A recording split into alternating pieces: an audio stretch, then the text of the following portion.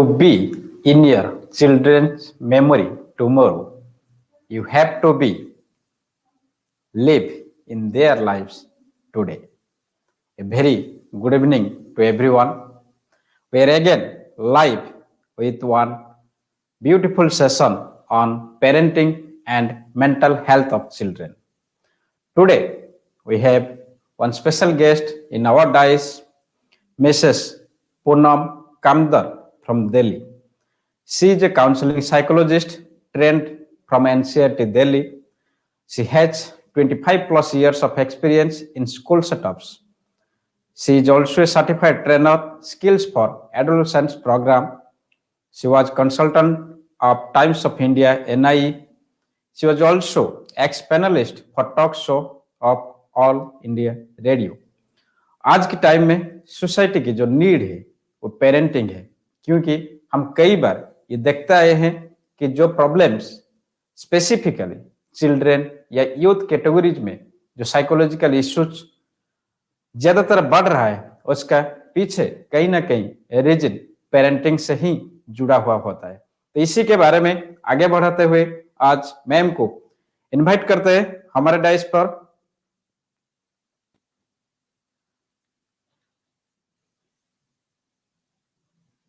Welcome, ma'am. A very good evening to you. Thank you. Thank you so much, Dr. Satya. Thank you, ma'am.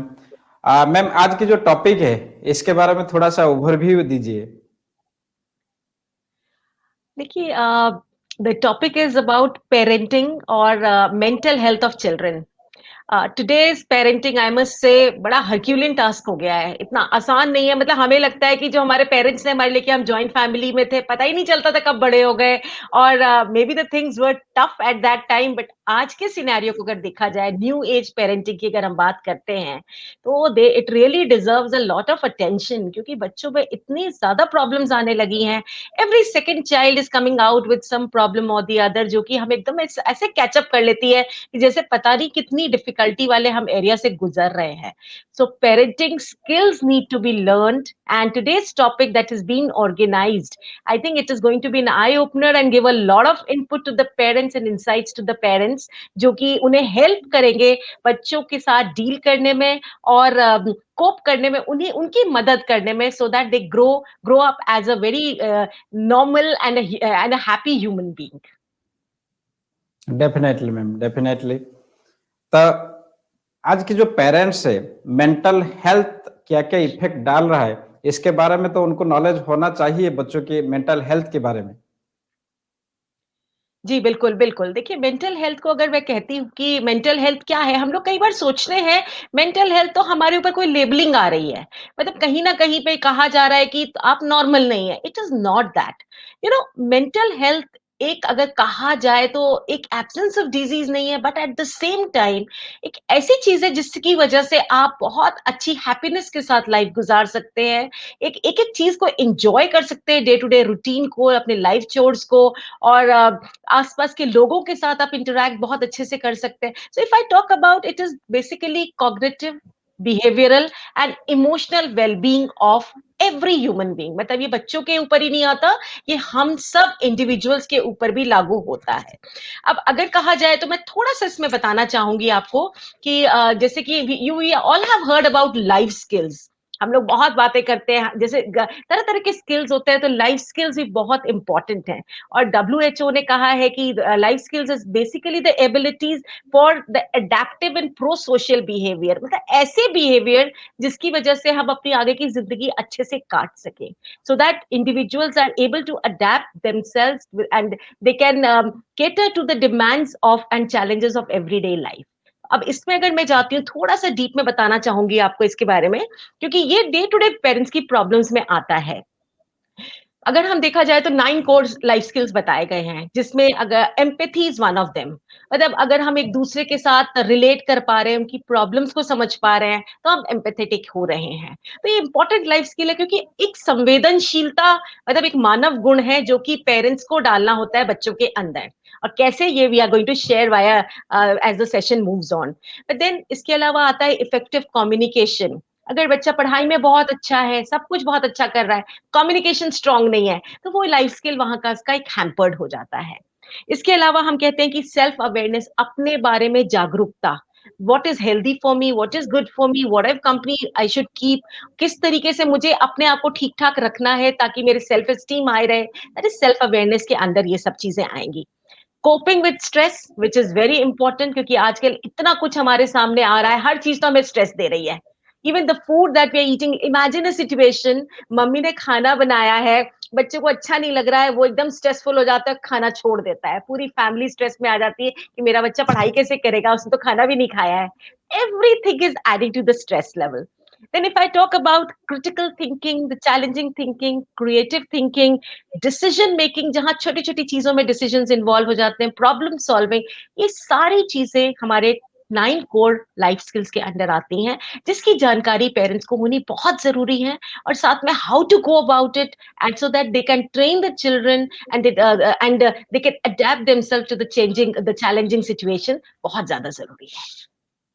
Ma'am ये pandemic जो Excel से हम गुजर रहे हैं एक वेरी टफ टाइम में, सबसे ज़्यादा हम लोग को लगता है कि चिल्ड्रन लोग अफेक्टेड हुए हैं, जी, पढ़ाई बिल्कुल, में या उनकी जो डेली रूटीन में। तो इसके बारे में चिल्ड्रन कैसे और कितना डीपली अफेक्टेड हुए हैं, इसके बारे में थोड़ा-सा हाइलाइट कीजिए।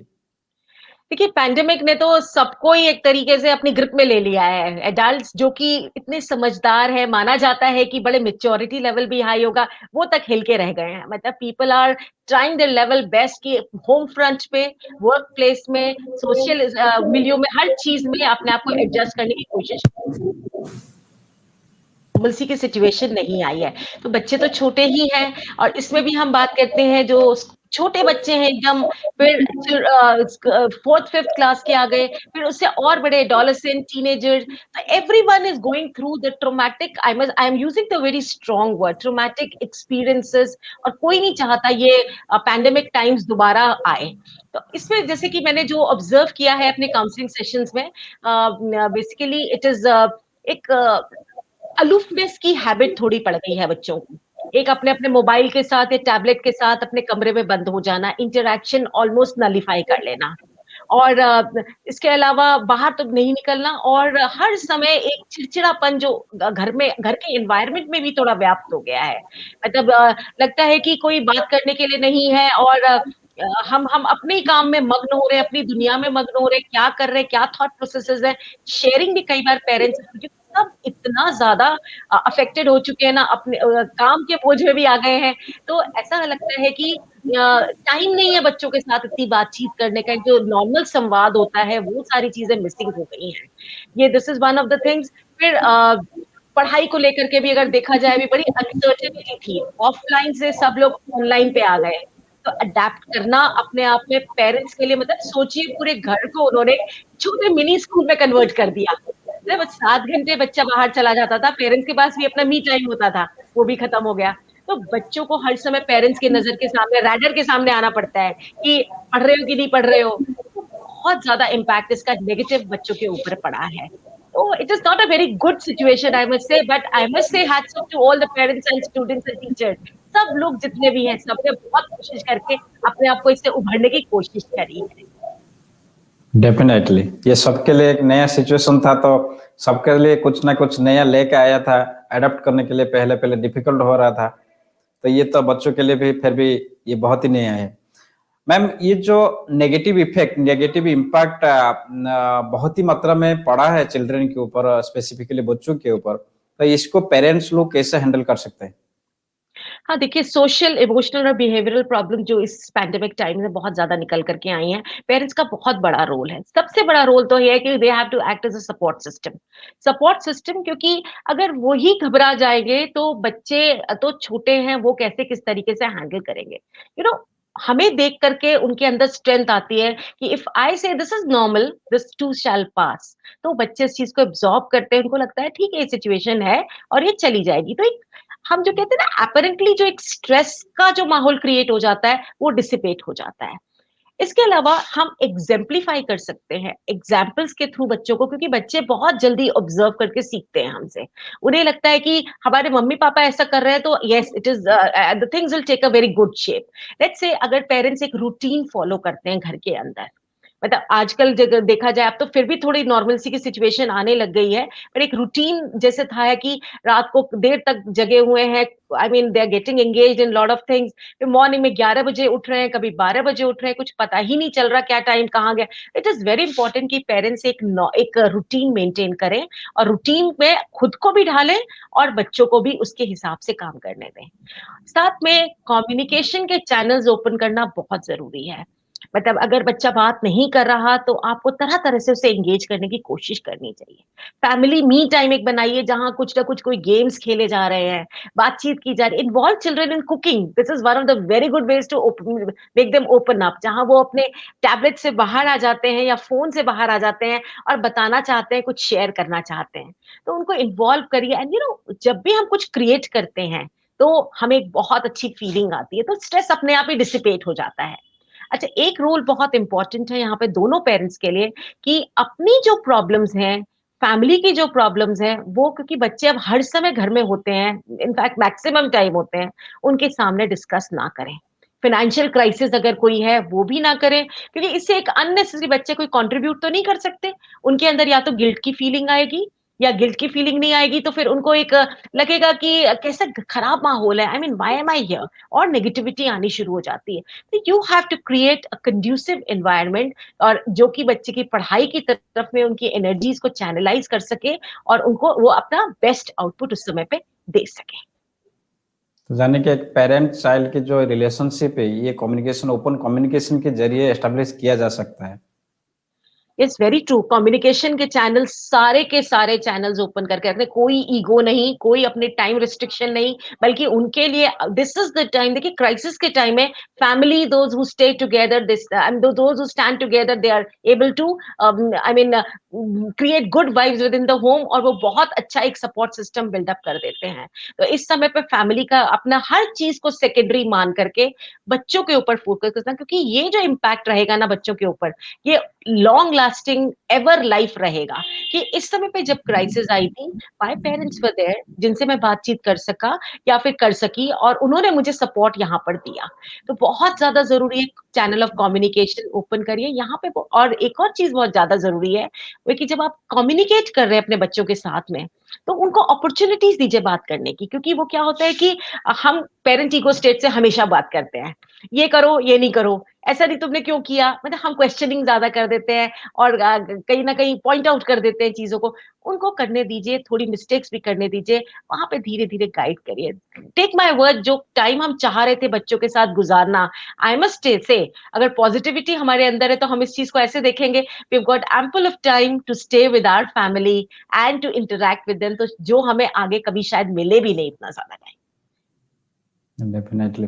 मैम, आज के टाइम में स्पेसिफिकली टीनेजर्स हो या छोटे-छोटे बच्चे को हम लोग कई बार देखते हैं कि उनके अंदर गुस्सा बहुत ज़्यादा आ रहा है। ये बहुत ही एक जो सतर्कनीय वार्ता है, मैसेज है सोसाइटी के लिए। बहुत बहुत बच्चे चिड़चिड़ा या गुस्से वाले हो रहे हैं। इसके पीछे रीज़न क्या है और इसको पेरेंट्स लोग कैसे हैंडल कर सकते हैं? देखिए, एक तो गुस्से में मैं तो कहती हूँ आजकल के अन्न में ही कोई गड़बड़ है। जो हम खाना खा रहे हैं ना, एक तो फ़ास्ट फ़ूड जो इतना ज़्यादा हमने खा लिया, कै जैसे हम खाते हैं, वो that definitely goes in our body and it affects our thought processes, और हमारे हर चीज़ को इफ़ेक्ट डालता है। हम किस तरह से सोच रहे हैं, हमारे इमोशंस कैसे आ रहे हैं, everything is affected by that. तो सबसे पहला रीज़न तो ये है। Secondly, lack of physical activity. ये जो हमारा छोटा-सा फ़ोन है ना, इसने सारी दुनिया हमारी समेट ली है अपने उसमें। तो हमें लगता है कि हम सब बहुत बिज़ी हैं, बट कंस्ट्रक्टिव कुछ नहीं हो रहा है। सब बिज़ी हैं, एक तरीके से कुछ ना कुछ कर रहे हैं, बट कंस्ट्रक्शन के फ़ॉर्म में अगर देखा जाए तो कुछ नहीं आता हमारे हाथ में। तो इससे इसके साथ जितना हमारा एंगेजमेंट हो गया है, तो हमारी फ़िज़िकल एक्टिविटीज़ कम हो गई है, इंटरैक्शन कम हो गया है। हम सोचते हैं कि इनफैक्ट फैमिली में आस-पास में अगर देखा जाए तो दोनों पेरेंट्स भी मोबाइल में या अपने गैजेट्स में इतना ज़्यादा इन्वॉल्व हो जाते हैं कि they are hardly finding time to interact with the children. So this is also one of the reasons. एक रीज़न और है जो बहुत इम्पोर्टेंट है, वो है रोल मॉडल्स हमारे क्या हैं? एक तो हमारे घर में जो रोल मॉडल हैं पेरेंट्स, वो कैसे एक-दूसरे से इंटरैक्ट कर रहे हैं, आस-पास में लोगों से कैसे इंटरैक्ट कर रहे हैं, क्या उनकी भी बातचीत में या बॉडी लैंग्वेज के थ्रू गुस्सा बार-बार नज़र आ रहा है या कहीं न कहीं वो फ्रस्ट्रेशन अपनी निकाल रहे हैं, तो automatically the child is going to pick up. दूसरी चीज़ ये अगर हम मीडिया की बात करें तो मीडिया सोशल मीडिया भी हमारे सामने ऐसे-ऐसे रोल मॉडल्स ला रहा है। अब जैसे मैं आपको एक एग्ज़ाम्पल देती हूँ मूवी का रिसेंटली एक बड़े अच्छे हीरो की मूवी थी जहाँ पर he was a doctor I will not name the movie uh, वो डॉक्टर था बट उसके जो गुस्सा वो सारी चीज़ों को इतने उस तरह से पोर्ट्रे किया कि यंगस्टर्स को उनको लगा कि ये तो हमारा hero when he can do it, why can't I also exhibit the same thing. तो ये मीडिया मैसेजेस जो मिल रहे हैं ना बच्चों को mixed messages which is not at all appropriate this is also leading to a rise in anger this thing anger it's leading to anger related issues फिर कई केसेस में ऐसा होता है सोशियो इकोनॉमिक कंडीशंस जो है घर की वो बहुत फर्क डाल रही हैं कि अगर बच्चे को लग रहा है हर चीज के लिए मुझे एक एक घर में कोई ना कोई प्रॉब्लम आ रही है लोग इतने इतने लंबे लंबे एलैबोरेटेड डिस्कशन नहीं हो रहे आर्ग्यूमेंट्स हो रहे हैं तो उसके अंदर एक अंदर से ही एक गुस्सा आना शुरू हो जाता है this is environmental factor if I talk about फिर कई बच्चों में क्या है कि सेल्फ एस्टीम इतनी हाई नहीं होती, पर एक टाइम के बाद उनको इतना वो करते उनको एब्ज़ॉर्ब करते हुए एक टाइम दे एक्सप्लोड लाइक जैसे प्रेशर कुकर में ना आप सीटी हटा दें, कैसे तेज़ स्टीम निकलती है, तो ऐसी हालत उनकी हो जाती है। फिर बहुत इम्पोर्टेंट चीज़ है, बच्चे जो हैं इनमें एनर्जी लेवल्स तो बहुत हाई हैं बट आउटलेट इमोशन हम बिल्कुल भी इनको नहीं दे पा रहे हैं। जैसे कि एक्टिविटीज में पार्टिसिपेट जब ये करते हैं सोशली डिजायरेबल वर्क में जैसे आई आई नो सम स्कूल्स वो क्या करते हैं कि बच्चों को इन्वॉल्व कर देते हैं जो बहुत अच्छे आर्ग्यूमेंट्स वगैरह में या हर समय उनकी तेज आवाज आ रही होती है उनको डिबेटिंग में डाल देते हैं see what a beautiful way of channelising the energy of the child या कई लोग हैं ऐसा कहते हैं स्पोर्ट्स में डालो इसको he will do very well in sports क्योंकि ही इज गेटिंग एंग्री हाथ इधर से इधर कभी किसी को कुछ कर रहे हैं टच कर रहे हैं या other person is not liking it कि हमें मार दिया एंड ऑल तो they put them in sports 4 round ground के लगाते हैं एकदम शिथिल हो जाते हैं तो that is also one of the things which can be done अच्छा over expectation of parents parents बहुत एक्सपेक्ट ज़्यादा करने लगते हैं। क्या होता है कि जब हम बच्चे को मालूम है मेरा पोटेंशियल क्या है और जब पेरेंट्स ओवर एक्सपेक्ट करने लगते हैं, तो वो या तो ट्राई नहीं करेगा और ट्राई करेगा तो उसे फियर ऑफ फेलियर इतना स्ट्रॉन्ग रहेगा। तो क्या है इसके अंदर एक गुस्सा आना शुरू हो जाता है। इनकॉम्पिटेंसी की जो फीलिंग आती है, that also act as one of the reasons why they get angry and they are not able to I mean take the things in a very normal way. और एक चीज़ और है, squeezing too many things at one time. पहले तो हमने time को बहुत अच्छे से रिलैक्स करके निकाल दिया। अब थोड़े से समय में हमें बहुत कुछ करना है और टाइम इतना है नहीं, तो क्या है गुस्सा आएगा हमें। तो there are certain things which can be handled very well अगर हम इन चीज़ों को समझें और कोशिश करें कि हम कंट्रोल करें इनको। तो पेरेंट्स लोग के रोल क्या हो सकता है? जो बच्चे बड़े हो चुके हैं, यूथ या टीन एज को पास कर चुके हैं, उनको समझाना कि या खुद समझने के लिए ईज़ी रहेगा। लेकिन जो टीनेजर से बिलो एज है, तो उन लोग को कैसे कंट्रोल किया जा सकता है? देखिए, इसमें क्या है again I am sharing that it is exemplify अपने एग्ज़ाम्पल्स के थ्रू आप बताइए, अगर आप अपनी अपने टोन को, हर चीज़ को या गुस्से को आप एग्ज़िबिट नहीं करेंगे बच्चे के सामने, आप तो वो बच्चा ऑटोमैटिकली पिक अप करेगा। मीडिया के जो मैसेजेज़ आ रहे हैं, देखिए हम बाहर के एनवायरनमेंट को कंट्रोल नहीं कर सकते, बट एट लीस्ट हम एक ऐसा वो माहौल घर के अंदर बना सकते हैं where we are discussing media कोई न्यूज़ में प्रिंट में क कुछ आया है जो कि ऐसा कुछ दिखा रहा है, we can just go through it and via examples हम बच्चे के सामने शेयर करें एटलीस्ट अपने व्यूज़ रखें, क्योंकि हमारे बच्चे की ज़िम्मेदारी हमारी है। अगर हम कोशिश भी नहीं करेंगे, तो things will not take a good shape. फिर इसके अलावा क्या है कि हमें ये भी कोशिश करनी चाहिए बच्चों के फ्रेंड सर्कल कौन से हैं? क्या-क्या उसके दोस्त बने हैं? एकदम से आजकल ही इसको गुस्सा आने लगा है या पहले से आता था? कई बार क्या होता है कि ये बहुत इम्पोर्टेंट एक मैसेज है कि हम लोग ना स्कूल को सोचते हैं कि स्कूल एक अलग एंटिटी है, हम पेरेंट्स अलग हैं और बच्चे एकदम अलग हैं, हमारे बच्चे हैं। नो, जब आपके बच्चे स्कूल जा रहे हैं, तो वो आप दोनों मिलके जो कर सकते हैं बच्चे के लिए, वो कोई और नहीं कर सकता। तो you have to really join hands. So go to the PTM, आप उनसे मिलिए, बच्चों के बारे में पूछिए। अगर टीचर कह रही है कि ये क्लास में सबके साथ गुस्सा करता है, अननेसेसरी इसके आउटबर्स्ट शुरू हो जाते हैं। Please take care. और आप तो हो सकता है आप डिफेंड भी कर जाएं, कहें कि नहीं घर में तो ऐसा नहीं है। तो ट्राई टू अंडरस्टैंड कि स्कूल में वो इस तरह का एनवायरनमेंट क्रिएट कर रहा है, तो कहीं ना कोई कोई रीजन है। टैकल द थिंग्स जब वो शुरुआत की बडिंग स्टेज में है, तभी उस चीज का सोल्यूशन निकालने की कोशिश करिए। I think the parents can really play a very important role by giving the not doubting the capabilities of the teachers here, बल्कि एक हेल्पिंग हैंड उन्हें दें, ताकि बच्चा समझ जाए कि नहीं दीज बिहेवियर ऐसा नहीं कि मैं स्कूल में कर सकता हूँ। I mean it is a no no thing at home and the playground and in the school as well. Ma'am, tell us something about bullying. Yes yes, bullying का तो मैं आपको रिसेंट एक एग्जांपल देती हूँ ना। बुलिंग का एक छोटा बच्चा जब बुली कर रहा है और आप इग्नोर कर दे रहे हैं। अभी recently I was taking a stroll in the evening, तो मैंने पार्क में देखा छोटे छोटे पपीज थे, उनको एक बच्चे ने लेकर के स्लाइड पे ऊपर चढ़ा दिया, कहा मतलब उससे बात करते हुए उसको बिल्कुल टॉप पे ले जा करके छोड़ दिया और कहा मतलब कहा होगा उससे बातचीत करते हुए कि अब तुम उतरो इस पे से, what ever. I observe this and I just talked to that child. कहते नहीं ये उतर नहीं रहा है aunty, and I was really shocked. Then I explained the things, the thing to him, that child. मैंने कहा देखो बेटा, अगर मैं आपको टॉप ऑफ द रूफ पे बिठा दूं और आपसे कहूँ आप उतरोगे? I mean, the child was taken aback. कहते हाँ नहीं, मैं तो मेरे को तो बहुत डर लगेगा। Then I tried to explain the things to him. So this was one way of I mean, one situation where the child was beginning to bully a pet, जो कि उसको मालूम नहीं था कि ये गलत कर रहा है। And I try to handle it like this. तो ये बुलिंग अगर देखा जाए तो घर में भी होती है। दो सिबलिंग है, एक दूसरे को बुली कर रहे हैं, आपके सामने आकर के कहेंगे नहीं इसने मुझे तंग किया था, पर पता चलेगा कि नहीं, the other person was trying to bully by taking nicknames or maybe by focusing on the negatives of a child or something like that. Schools में भी बुलिंग के बहुत ज्यादा इंस्टेंसेस आते हैं, और अगर आप कभी प्लेग्राउंड में देखेंगे, वहां पे भी देखेंगे आप, you will B literally shock कि आपका बच्चा औरों को बुली कर रहा है या आपका बच्चा बुलीड हो रहा है। मतलब इस चीज को कोई सीरियसली नहीं लेता है, but it is a really a serious issue. Why? Because it affects the self esteem of a child. और इसके अलावा आप ये लेटर ऑन लाइफ में खुद भी एक बुली बन सकता है बच्चा। तो दोनों केसेस में बहुत डिफिकल्टी की सिचुएशन आ सकती हैं। As a parent you have to be really cautious and you have to take care of the situation, जहां आपको लगे कि कहीं मेरा बच्चा बुलिंग का शिकार तो नहीं हो रहा है, तंग तो कोई नहीं कर रहा है, उसको अननेसेसरी टीज तो नहीं कर रहा है। आजकल तो साइबर बुलिंग भी बहुत ज्यादा हो रही है। मतलब अगर आप व्हाट्सएप मैसेजेस देखेंगे, आजकल सब बच्चों के पास फोन होता है, तो वहां पे अगर आप देखेंगे तो कहीं ना कहीं टेक्स्ट मैसेजेस के थ्रू बुलिंग होने लग गई है, जो कि आपको लगेगी तो बड़ी सिंपल सी बात थी, but they are bullying, they are getting developing this habit, जहां पर आपको जरूरी है कि आप इस चीज को चेक करें।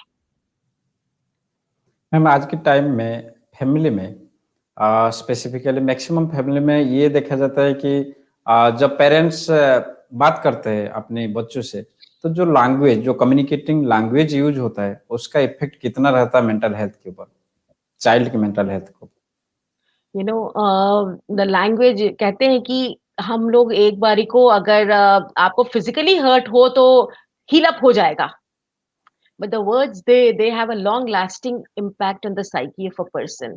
वो ना एक तरीके से आपको बार बार हॉन्ट करते रहते हैं। जैसे कहा जाए किसी बच्चे को बार बार तुम तो स्टूपिड हो, कर ही नहीं पा रहे हो, क्या बात है। एक tone and the words that you are using. Believe me, the moment the parent are using these words, the child will feel stupid and one day he will show you that he's stupid.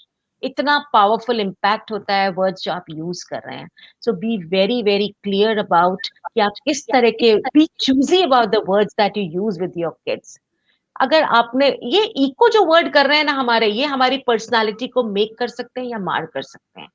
तो आप words के लिए बहुत selective रहिए। देखिए इसकी positive connotations क्या है, एक्यूज मत करिए। मतलब हम लोग क्या करते हैं कि कोई चीज गलत हो गई, कहते हैं कि फिर तुमने बिगाड़ दिया इस काम को, तुम तो कुछ चीज की ठीक से नहीं कर सकते। This is a wrong approach. अगर हम इसी चीज को पॉजिटिव साइड में ले जाते तो we can say like this, ओहो ये तो काम फिर से गलत हो गया, कोई बात नहीं, चलो आओ देखें इसमें क्या गलत हो गया। My tone has mellow down, softer उसमें आ गई है। अब मैं एक्यूज नहीं कर रहा, मैंने एक बच्चे के साथ फ्रेंडली वो बना लिया है कि बेटा बताओ अपनी प्रॉब्लम क्या है।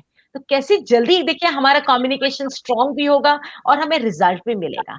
बट जब हम एक्यूज करते हैं उसके ऊपर ब्लेम लगाते हैं या उसे गिल्टी फील कराते हैं, तो वो आपकी बात अभी तो चलिए छोटा है सुन लेगा, पर एक टाइम ऐसा आएगा he will not pay attention. In fact you will listen to the same words from him after some time. Reflection की तरह आपके ऊपर आएगा।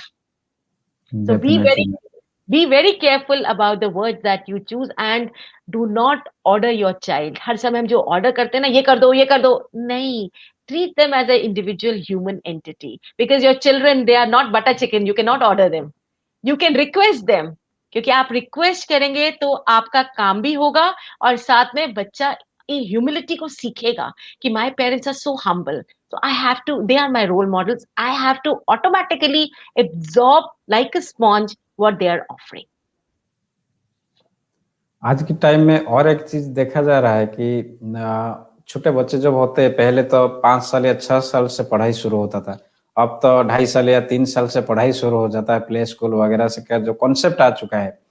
क्या ये जो एक्सपेक्टेशन हम बहुत अर्ली स्टेज में शुरू कर रहे हैं और वो मेंटल हेल्थ को सफर कर रहा है चिल्ड्रन लोग की?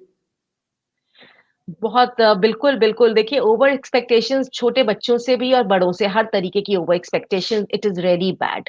छोटा बच्चा है अभी तो सीख रहा है दुनियादारी क्या है, तो उसको खेलने दीजिए एनवायरनमेंट में मतलब टच करके किनेस्थेटिक सेंसेस का इस्तेमाल करने दीजिए। Let him observe, let him visualise, ये सारी चीज़ें बहुत ज़्यादा ज़रूरी हैं। बचपन में ही लेकर अगर हम कहते हैं चलो बेटा ए कर लो, बी लिख लो, अभी तो उसका पूरा मतलब डेवलपमेंट ही इस तरीके से उसके एक्सेप्टेंस ही नहीं आई है बॉडी की तरफ से, माइलस्टोन्स ही इतने पूरे नहीं हुए हैं और हम उसको कोशिश कर रहे हैं सब चीज़ें सिखाने की।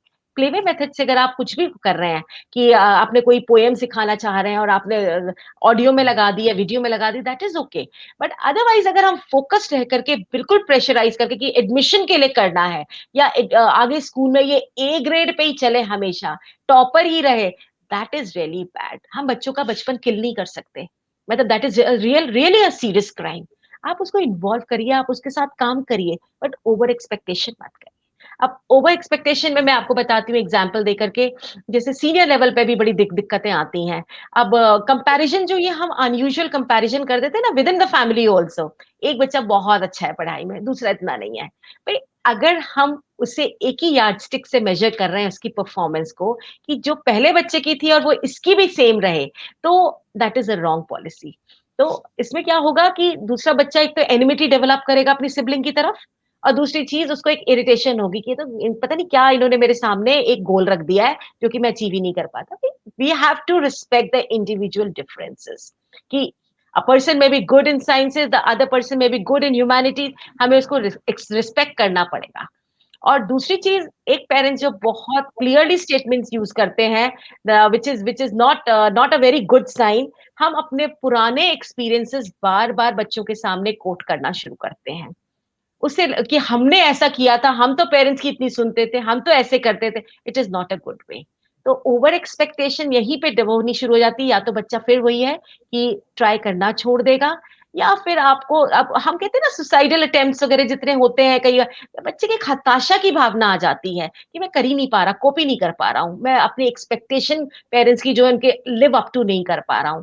तो ये सब चीज़ें हमें it's more important to have a happy child जो कि लाइफ को रिलैक्स वे में एन्जॉय करते हुए लाइफ स्किल्स के साथ आगे बढ़ रहा है, rather than having a person जो कि बिल्कुल आपकी एक ओवर एक्सपेक्टेशन का शिकार होकर के रोबो की तरह सब काम कर रहा है but he is not happy at heart.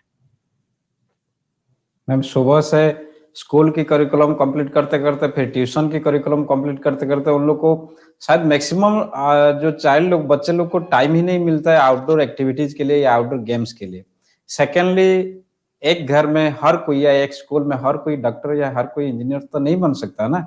उनमें और कुछ क्वालिटीज होगा उसको ढूँढना एजुकेशन सिस्टम की काम है या पेरेंट्स की काम है? देखिए फ्रैंकली स्पीकिंग अगर हम कहते हैं कि पेरेंट्स का तो बहुत इम्पोर्टेंट रोल है। स्कूल्स में 2000 प्लस स्टूडेंट होते हैं, नॉर्मल अगर हम स्कूल की बात करते हैं तो। यहाँ पे पेरेंट्स में एक एक फैमिली में 1 या 2 बच्चे होंगे, ठीक है ना? तो इट्स नॉट अबाउट एप्टीट्यूड को हम टेस्टिंग के थ्रू मेजर कर रहे हैं। मैं पर्सनली फील करती हूँ जो पेरेंट्स ज़्यादा टाइम गुज़ारते हैं, अपने बच्चे को जानते हैं, वो उसका मूड प्रेडिक्ट कर सकते हैं। वो ये बता सकते हैं my child is good in subjects but वो एसएसटी ज़्यादा एन्जॉय करता है। मैथ्स में वो कर तो लेता है, मार्क्स भी ले आता है बट वो एन्जॉय नहीं करता और थोड़ा स्ट्रगल भी करना पड़ता है।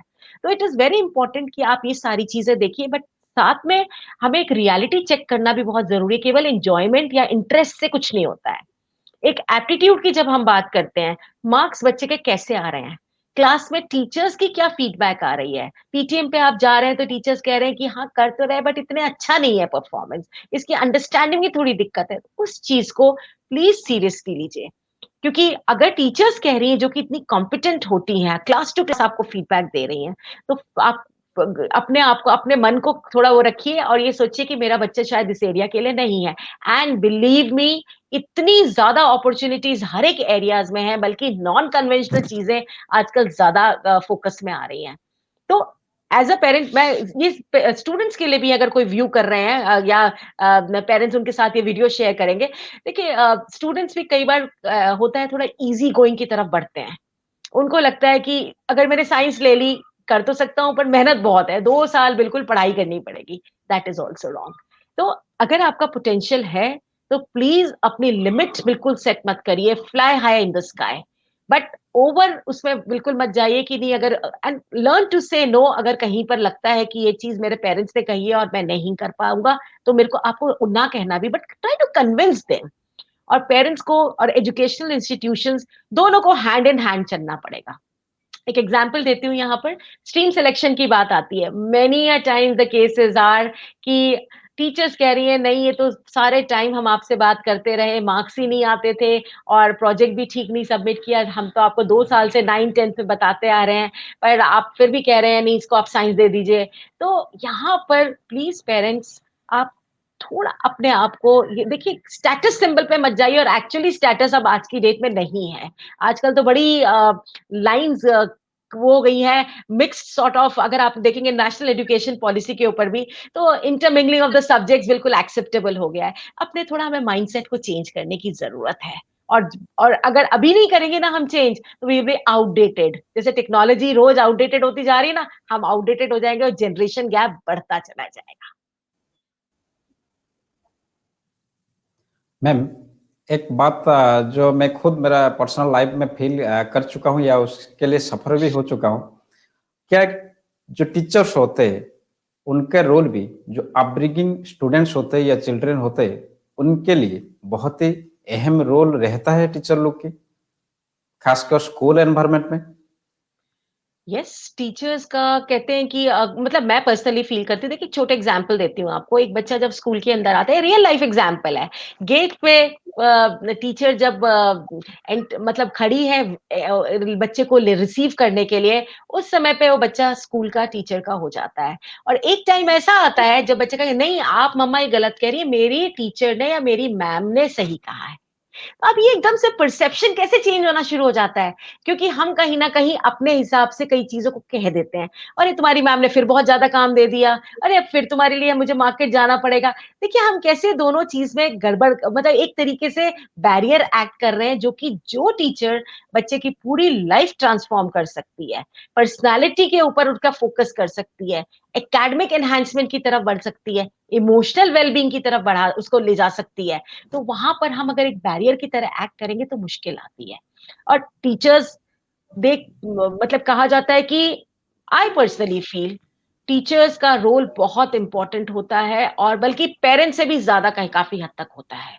वो आपके क्लास के अंदर देख रही हैं, उनका एक वर्ड, एक सेंटेंस बहुत ज़्यादा मैटर करता है क्योंकि वो सोशल मिलियो में सोशल एनवायरनमेंट में इंटरैक्ट करके she can really raise the self esteem of a child.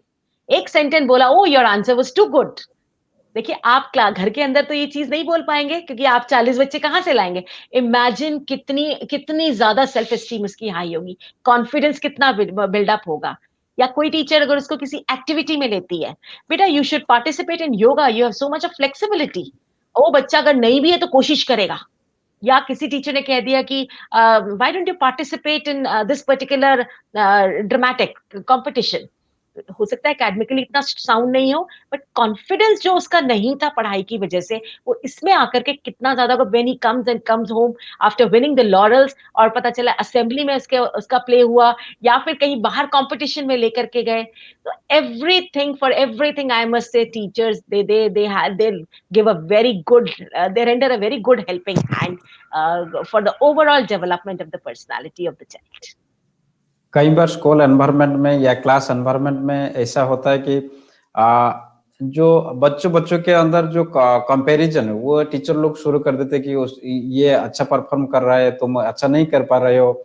और ये सारे चीज, ये जो नेगेटिव वर्ड्स, ये जो कंपैरिजन या जेलसी, ये जो वर्डिंग होता है during the interaction of the class, तो वो कहीं ना कहीं बहुत ही ज्यादा मेंटल हेल्थ के लिए खतरनाक हो सकता है एक बच्चे के लिए। बिल्कुल, बिल्कुल हो सकता है। जेलसी की भावना आती है जब हम कंपेयर करते हैं। देखिए, कोई भी टीचर जानबूझ के नहीं करेगी, इसीलिए टीचर ट्रेनिंग्स बहुत ज़्यादा होती हैं। अगर आप देखें स्कूल्स वगैरह में a good school will always go in for the teacher training और कई बोर्ड्स ने तो मैंडेटरी भी किया हुआ है कि टीचर ट्रेनिंग के लिए टीचर्स को जाना ही जाना है। तो वो that that helps them to understand and to focus on all these issues. अब जेलसी की भावना है या फिर सॉरी, एक कंपटीशन की जो भावना जो डेवलप हो जाती है कि नहीं इसको कहीं ए ना मिल जाए या फिर इसके 25 ना आ जाए, तो एक हम कई बार गलत उसमें भी जा सकते हैं। तो वी ट्राई टू हमें पूरा ये देखना है, टीचर्स को ये बहुत इम्पोर्टेंट उनकी रिस्पॉन्सिबिलिटी होती है कि प्रोफेशनलिज्म को मेंटेन करें और एक-एक चाइल्ड के लिए उनकी ज़िम्मेदारी बनती है, whether the child is academically very strong और या फिर एकेडमिकली इतना स्ट्रांग नहीं है। Some teachers what they do is वो एक बडी सिस्टम बना देती हैं। मतलब एक जो बहुत अच्छा बच्चा है, उसको एक जो इतना एकेडमिकली स्ट्रांग नहीं है, उसके साथ बिठा दिया या एक बहुत बातूनी बच्चा है, उसको एक जो बिल्कुल नहीं बात करता, तो जो बात करेगा तो उसके साथ दूसरा वाला धीरे-धीरे कोशिश करता है ओपन अप होने के लिए। तो teachers have to really take care of all these things. उन्हें पूरी कोशिश करनी करनी चाहिए इन सब चीज़ों को लेकर के क्योंकि अगर आपने बच्चों के आप दिल तक पहुँच गए ना, टीचर्स पहुँच गए, तो एकेडमिक्स तो बहुत आसान हो जाता है। और अगर हम हाथ तक ही नहीं पहुँच पाएँगे बच्चों के, तो वहीं पे एक बैरियर आ जाता है और बच्चा ओपन अप नहीं करेगा, आपके सब्जेक्ट में भी परफ़ॉर्म नहीं कर पाएगा। इसलिए शायद गवर्नमेंट सिस्टम ने कुछ साल पहले जो पनिशमेंट की जो प्रथा है, उसको हटा दिया स्कूल या एजुकेशन सिस्टम से। बिल्कुल, बिल्कुल। देखिए पनिशमेंट में तो मैं सिंपल सी एक बात मानती हूँ कि हम अपनी फ्रस्ट्रेशन निकालते हैं। जब हम बच्चों के ऊपर हाथ उठाते हैं, मतलब एक तो कॉनोटेशन भी नेगेटिव जाता है कि भई I am more powerful then you. मैं तुम्हें मार पा रहा हूँ इसलिए मैं पावरफुल हूँ। इमेजिन हम बच्चे को क्या सिखा रहे हैं कि बेटा पावर है, तुम भी बड़े हो जाओगे तो तुम्हें भी पावर ये वाली मिलेगी। तो ये फुल सर्कल ले लेता है। और दूसरी चीज़ कोई भी कभी भी हम रिप्रिमैंड करते हैं या पनिश करते हैं, नेगेटिव रिइंफोर्समेंट का इस्तेमाल करते हैं, वो कभी आपको इतना ज़्यादा रिज़ल्ट कभी भी नहीं देगी। वो टेम्परेरी आपने अपनी फ्रस्ट्रेशन निकाल दी, इट्स ओके। बट एक जो नेगेटिविटी आपके बच्चे के मन में आपको लेकर के आ गई, वो आप कभी भी इस चीज़ को फ़िल नहीं कर पाओगे, चाहे कितनी ही आबाद में कोशिश करें। तो be very careful about the words that you use with the children in the school and secondly आप हाथ तो उठाना corporal punishment is a total no no. मतलब आप सिखाने के तरीके उनके ऊपर बढ़िए। Go in for the trainings teachers के लिए बहुत ज़्यादा ज़रूरी है ट्रेनिंग्स तरह-तरह की बल्कि एब्ज़ॉर्ब करने के लिए वो करें, ताकि वो एक हर बच्चे को समझे कि वो किस चीज़ को इम्पोर्टेंस देता है। तो ये रिस्पेक्ट अगर हम देंगे ना बच्चों को, तो वापस भी हमें मिलती है। बट कई बार क्या होता है, बहुत इतनी फ्रस्ट्रेशन हो जाती होगी, I understand the point of view of the teachers also. उनको लगता है कम टाइम में इतना कुछ स्क्वीज़ करना है, पेपर करेक्ट भी करना है, डिस्कस भी करना है, बच्चों की कॉपी भी करेक्ट करनी है, तो उन्हें लगता है शॉर्टकट है। But this shortcut is never successful. But then हाँ, क्या सॉल्यूशन क्या हो सकता है? Talking to children. जब सब्स्टिट्यूशन पीरियड्स होते हैं ना, इसमें अगर हम बातचीत करते हैं, तो एक संवाद क्रिएट करते हैं, बच्चों को आउटलेट मिलता है, तो वो आपके क्लोज़ आ जाता है। फिर वहाँ पर आप समझा सकते हैं उसको और उसका इम्पैक्ट हमेशा अच्छा होता है, लॉन्ग लास्टिंग होता है।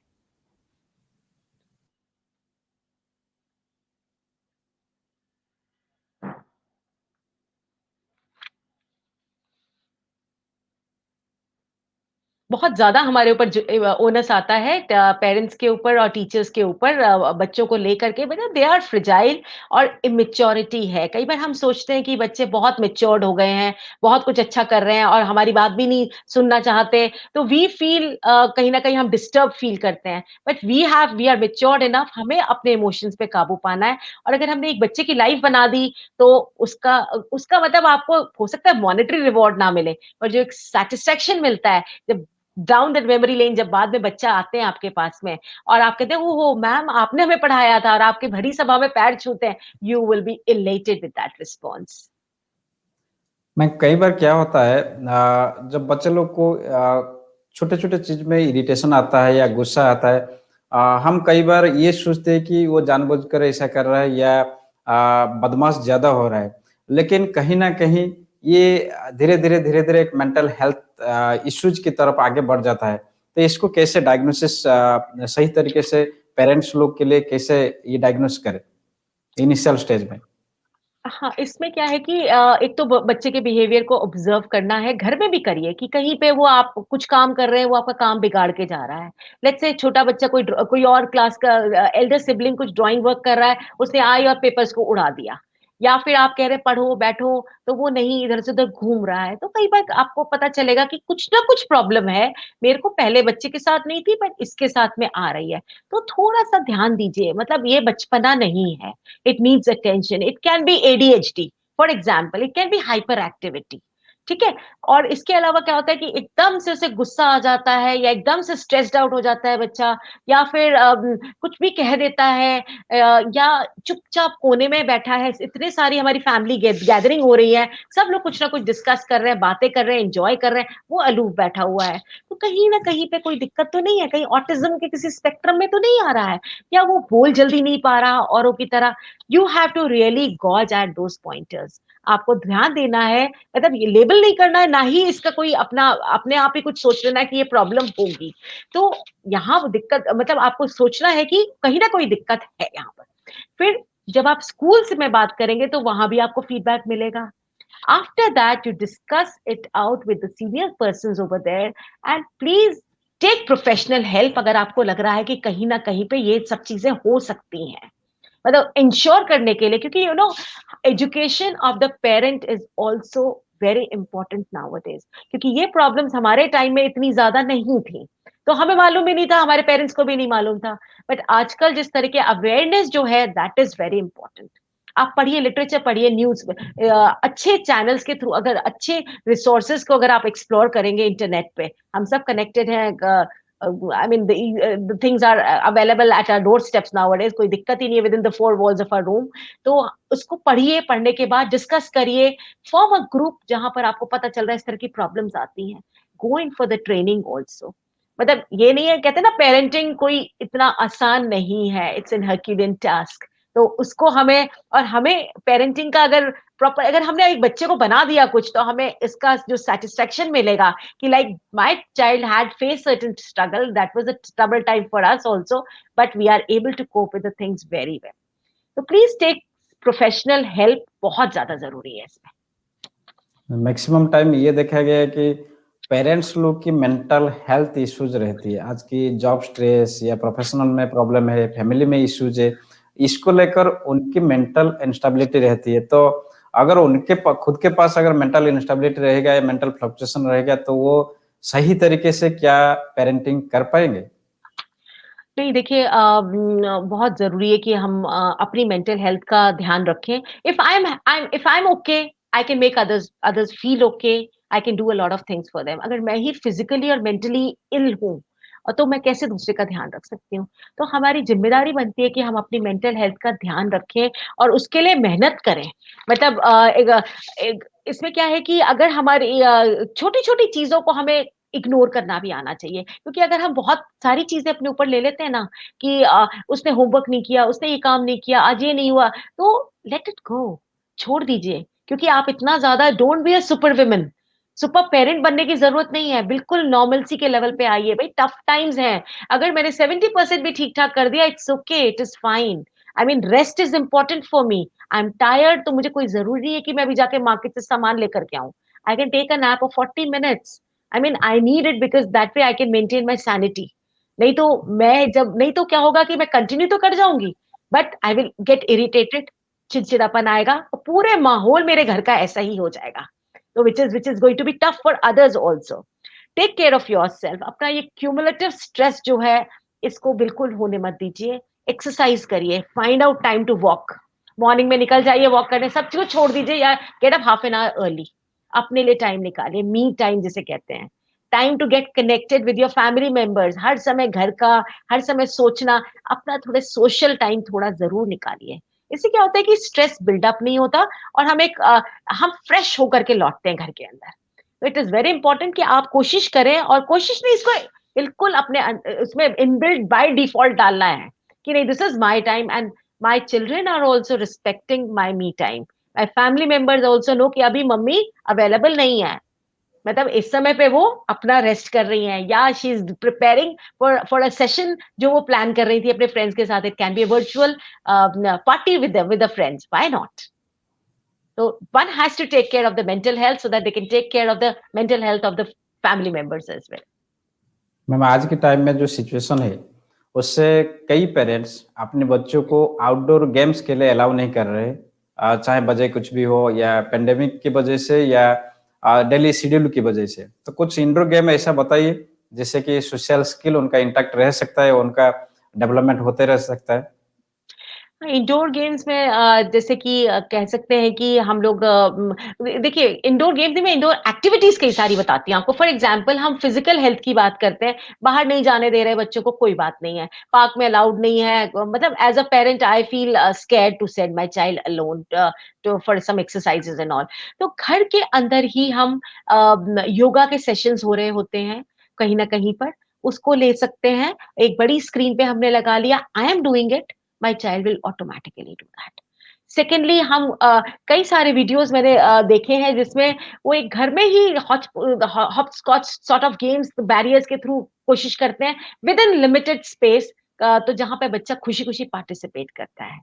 फिर इंडोर गेम्स में हमारे पास अब काफी बच्चों के पास लूडोज वगैरह नहीं होते हैं, carrom ludo and all, that is okay. आप वर्चुअली कुछ प्रिंट आउट्स वगैरह निकाल करके यू कैन हैव हाउसी और समथिंग, जहां पर मतलब पर्पस ये है कि सब एक दूसरे के साथ बैठे, हंसी का माहौल हो, और जब हम हंसते हैं ना तो हमारा स्ट्रेस वैसे ही निकल जाता है। इसमें मैं एक चीज और कहूंगी, laughter therapy, yes, I am very much in for laughter therapy. I am also member of daily laughter club. तो मैं इसमें बताती हूँ कि मतलब जो मैं देखती हूँ और जो सीख रही हूँ, I am just a participant over there. तो जब आप हंसते हैं ना तो आपके स्ट्रेस आपका खत्म, डिसिपेट होता है, और जब आप हंसते हैं for no reason at all, तो आपकी बॉडी इस चीज को और अच्छा लेती है, ऑक्सीजन का इंटेक बेटर होता है, और साथ में हम हैप्पीनेस की वाइब स्प्रेड आउट करते हैं, मतलब वी फील लाइटर, और हमारे हैप्पी हार्मोन्स हमें बहुत, हमारा पूरा दिन अच्छा बना देते हैं। तो लाफ्टर सेशंस का आप वीडियो लगा लीजिए and just let the child laugh away to glory for no reason at all. You will be amazed to see कि इसका स्ट्रेस खत्म हो गया है, और वो बड़ा कंफर्टेबल लेवल पे आप कह रहे हैं, मम्मा अब आप मेरे को कुछ दे दीजिए, फिर मैं पढ़ने बैठना चाहता हूँ। You will be amazed to see that. अच्छा, और इसके अलावा मैंने बताया था जी, जैसे कि आप उसको ड्राइंग पेंटिंग का है, बहुत सारी वर्कशीट्स अवेलेबल होती है, puzzles are available. Don't let them sit with a video game, please don't do that. पता है क्या होता है कि इसमें हम तो फ्री हो जाते हैं कि हमने बच्चे को कर दिया, बट इमेजिन आप किस तरह का उसको वो दे रहे हैं कि बच्चे की ने की लर्निंग क्या हुई। We are not here to make the children addicted to television और video games. Please don't do that. उसको किसी एक्टिविटी में, मीनिंगफुल एक्टिविटी में एनक्रॉस करिए। Some parents they play vocabulary games, sudoku खेलते हैं और बच्चों के साथ में, बल्कि कौन जल्दी सॉल्व करता है, कंपटीशन भी है और एक उत्साह भी आ जाता है कि हाँ, this is what I can do it. Please get them engage. Dance की parents they do the dancing together, video लगा करके दोनों स्टेप सीखते हैं एक दूसरे से, and be a learner here as well. सबसे अच्छा एंगेजमेंट एक जो पेरेंट कर सकता है कि देखिए, as a parent even I am not so much techno savvy।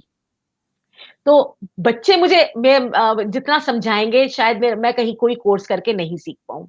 तो उनसे एक-एक छोटे-छोटे, और हमारी इतनी मेमोरी इतनी स्ट्रॉन्ग नहीं रह जाती है कि हम इतनी जल्दी-जल्दी उनकी बातें समझ सकें। टेक अप पिक अप 1 और 2 थिंग्स कि व्हाट्सएप में बेटा ये कैसे होगा? उससे सीख लीजिए। He will feel very happy कि मेरे मम्मी ने मेरे से पूछा है, मैं उन्हें बता पा रहा हूँ। Get them engaged into all these things. Definitely ma'am. Last message society के लिए। Yes, for the society, yes it is, अगर कहते हैं कि हमारे फैमिली से जो चीज शुरू हो रही है वो चीज बाहर तक जाएगी। तो अगर मैं एज अ पेरेंट एक रिस्पॉन्सिबली एक्ट कर रही हूँ, ठीक है, मतलब मैं अपने बच्चों के लिए, अपनी फैमिली के लिए, मेंटल हेल्थ के लिए पूरी तरीके से जिम्मेदारी ले रही हूँ, तो ये सब चीजें आगे, और हर फैमिली अगर ऐसा करेगी तो we can really create a mentally healthy society. तो कोशिश करें कि जहां पर भी अपॉर्चुनिटीज आए पॉजिटिव इंटरैक्शन की, let it be virtual at this moment, तो उसकी तरफ कोशिश करें। बहुत सारी फिलैंथ्रोपिस्ट एक्टिविटीज़ भी होती है, कुछ ऑर्गेनाइज़ेशंस करती हैं, just for they are not charging anything. Please do join them. Society का मतलब हम एक-दूसरे से सीखते हैं, एक-दूसरे से कुछ ले रहे हैं, कुछ दे रहे हैं। तो ये गिव एंड टेक वाली जो चीज़ है, यही हमें इस टाइम पीरियड में, टफ टाइम्स में, टर्बुलेंट टाइम्स में हमें आगे स्मूथ सेलिंग के लिए हेल्प करेगी। तो please see to all these things. और एक चीज़ बहुत मैं बिल्कुल इस पे फ़ोकस करना भूल गई। देखिए, सब्सटेंस अब्यूज़ के ऊपर मैं थोड़ा-सा कहना चाहूँगी कि कई बार क्या होता है कि बच्चे सब्सटेंस अब्यूज़ की तरफ में बढ़ना बढ़ना शुरू कर देते हैं। उनको लगता है कि if I smoke I can dissipate my stress levels, तो बहुत ज़्यादा मेरे को वो कंफर्टेबल रहेगा इस चीज़ में। Society as a whole please ensure कि अगर आपके आस-पास का बच्चा कहीं पे टोबैको सेलर के पास में गया है, please do inform the parents. इतनी ज़िम्मेदारी लीजिए। इससे क्या होगा कि एक तो आप कर्ब कर देंगे इस हैबिट को जो डेवलप होने वाली है, और दूसरी चीज़, we will have a tobacco free society. तो कोशिश करें कि हम इस तरफ में ज़रूर बढ़ें, और अपने आस-पास के एनवायरनमेंट को पॉज़िटिव वाइब्स दे कर के रखें। बिल्कुल ये नहीं हो, ब्लेम गेम्स नहीं हो, रिस्पेक्ट डिग्निटी ऑफ लेबर होने चाहिए। अगर घर में कोई कूड़े वाला आपका कूड़ा उठाने आ रहा है, उसके साथ अच्छे से बातचीत करिए। अगर एक दिन नहीं आएगा, आपको दिक्कत हो जाएगी। तो सोचिए आपका मेंटल हेल्थ कैसा रहेगा। तो क्या है कि एक-दूसरे के ऊपर हमारी जो डिपेंडेंसी है, इसको अंडरस्टैंड करें और इसके ऊपर फोकस ज़रूर करें। Definitely ma'am. Thank you for giving such a wonderful session. आज की जो टॉपिक है, इससे बहुत सारा, बहुत ज़्यादा जानकारी मिल चुका होगा हमारे व्यूअर्स को। आने वाले टाइम में जितना स्प्रेड किया जाएगा वीडियोज़ को, या लाइव सेशन को, उतना ज़्यादा मैसेज सोसाइटी में ज़रूर, हर पेरेंट्स के लिए, हर चिल्ड्रन के लिए, हर एजुकेटर्स के लिए ये जानना बहुत ही ज़रूरी है, जो चीज़ आज मैम ने यहाँ पे उत्थापन की है। Thank you ma'am for giving us such a wonderful time. आज की जो सेशन है, इससे हमको ये तो पता चल चुका है कि सोसाइटी में हम जो चीज़ चाह रहे हैं अपने बच्चों से, तो हमको खुद करना पड़ेगा। हम बोलने से कुछ नहीं होगा, क्योंकि हम जो करेंगे वो वही सीखेंगे, वही सीख के चलेंगे। तो ये टीचर के लिए भी मैसेज है, आप लोग क्लास में भी ऐसे ही एडाप्टेशन रखना चाहिए, क्योंकि मैं पर्सनली कई बार सफ़र हो चुका हूँ, इसलिए मैं ये पॉइंट्स को वहाँ पे राइज़ किया था। ऐसे बहुत बच्चे मैंने देखा हूँ, सुना हूँ, सुसाइडल केस भी मेरे सामने बहुत आया है due to the situation in the classrooms. तो ये यहाँ पे मैं ये नहीं बोल रहा हूँ कि टीचर्स लोग गलत है, टीचर्स लोग की इंटेंशन सही रहता है, लेकिन वहाँ पे जो स्टूडेंट है उनका परसेप्शन गलत हो जाता है, वो लोग सीरियसली उसको नेगेटिव वे में ले लेते हैं। और कई बार फैमिली में भी ऐसा ही होता है, पेरेंट्स जब 2 बच्चे की कंपैरिजन करते रहते हैं, तो एक बच्चा खुद को बहुत डाउन और लो सेल्फ एस्टीम में खुद को मान लेता है।